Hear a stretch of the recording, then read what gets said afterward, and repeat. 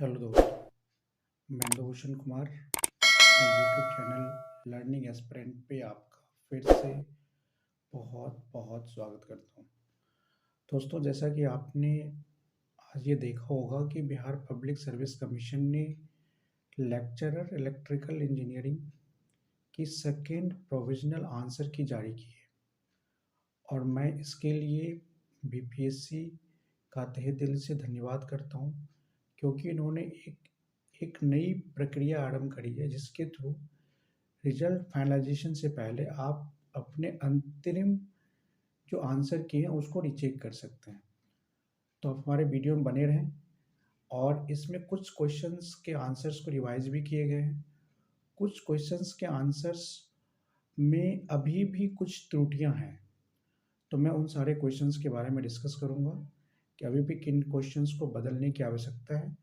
और अगर आप हमारे मतों से सहमत हैं, अगर आपको लगे कि मैं जिन क्वेश्चंस की बात कर रहा हूँ उसमें कुछ अभी भी त्रुटियां बनी हैं, तो मैं आपसे यही अनुरोध करूंगा कि आप उन क्वेश्चंस के जो सही सॉल्यूशंस हैं वो बिहार पब्लिक सर्विस कमीशन को उसकी तय सीमा के अंदर भेज दें, जिससे कि सारे क्वेश्चंस के सही आंसर्स की मार्किंग के हिसाब से जो फाइनल रिजल्ट बने वो तय की जाए।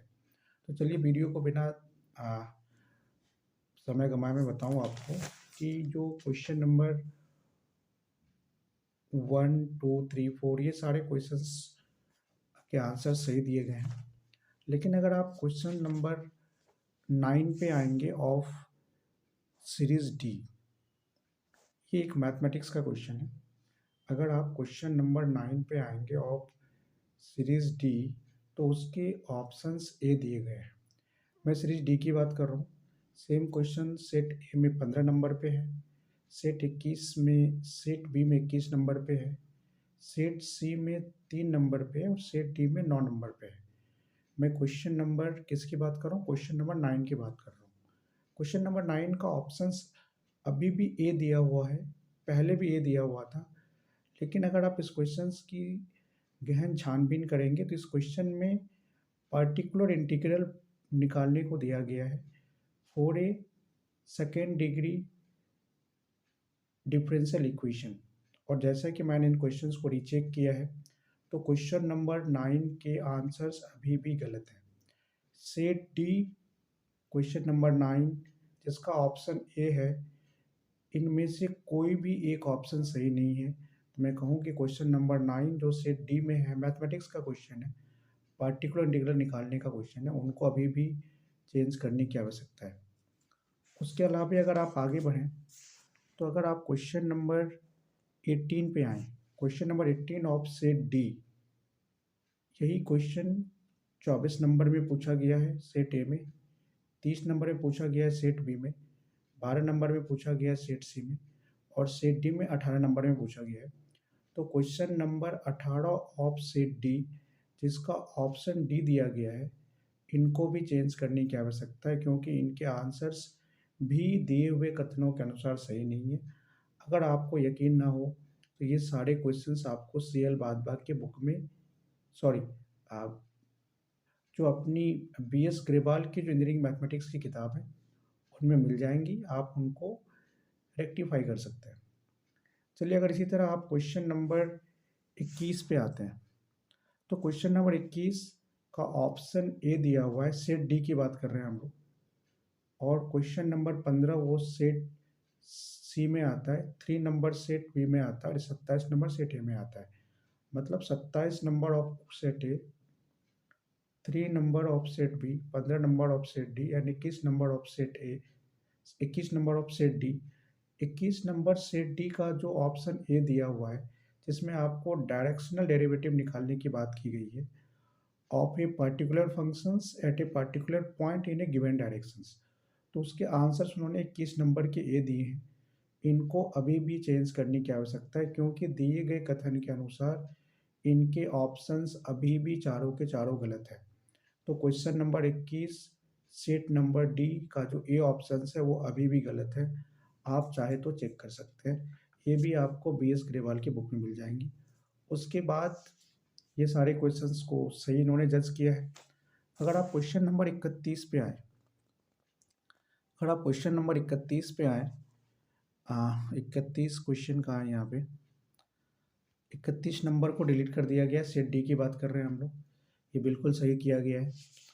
अगर आप उसी तरह चाहें तो आगे के देखिए कि इन्होंने 3 क्वेश्चन 53 नंबर क्वेश्चन जो है आपके सेट डी के, उनको डिलीट किया गया है, तो वो भी सही किया गया है।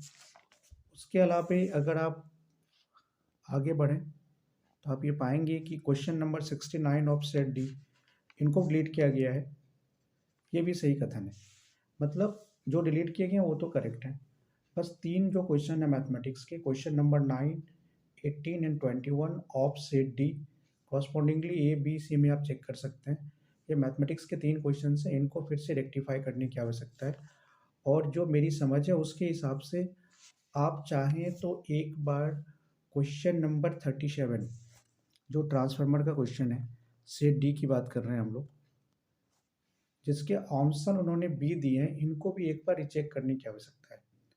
तो कुल मिला के मैं ये कहना चाहूँगा कि जो ऑप्शंस रिवाइज्ड आंसर जो रिलीज़ किए गए हैं उसमें अब काफ़ी खामियों को दूर कर लिया गया है। उसके बावजूद भी अगर आप क्वेश्चन नंबर 9, 18, 21 को रीचेक करें, जो कि मैथमेटिक्स के क्वेश्चंस हैं, एक में पार्टिकुलर इंटीग्रल निकालना है, एक में डिफरेंशिएशन का क्वेश्चन है और एक में डिफरेंशियल डेरिवेटिव का क्वेश्चन है, इन दोनों को रीचेक करने की फिर से आवश्यकता है। उसके अलावा 37 नंबर क्वेश्चन जो ट्रांसफार्मर के रिलेशंस में है कि कौन सा लैगिंग कौन सा लीडिंग, तो इसको भी एक बार रीचेक कर लें। मेरे हिसाब से इस क्वेश्चन के आंसर्स में थोड़ी सी खामियां हैं, अगर आप चाहें तो इनको चेक कर सकते हैं। उनके अलावा कुछ क्वेश्चंस के ऑप्शन भी बदले गए, मैं बताऊं आपको। क्वेश्चंस के ऑप्शंस बदले जाने में जो क्वेश्चंस नंबर 73 है उनके ऑप्शंस को बदल दिया गया है, क्योंकि जो 73 नंबर क्वेश्चंस है उसके ऑप्शंस पहले कुछ और थे, अब कुछ और है। 73 का ऑप्शन नंबर अब ये है, पहले इसका ऑप्शन नंबर सी दिया गया था। उसके अलावा क्वेश्चन नंबर 68 के ऑप्शंस पहले बी दिए गए थे, अब ए दिया गया है। आप 68 भी चेक कर सकते हैं।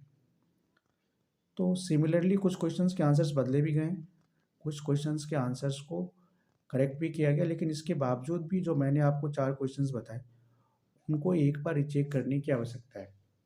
मतलब क्वेश्चन नंबर 9, 18, 21 एंड 37, इन चारों क्वेश्चंस को आप एक बार रीचेक कीजिए। मैं सेट डी की बात कर रहा हूँ क्योंकि मेरे पास जो अवेलेबल क्वेश्चंस हैं वो सेट डी के हैं।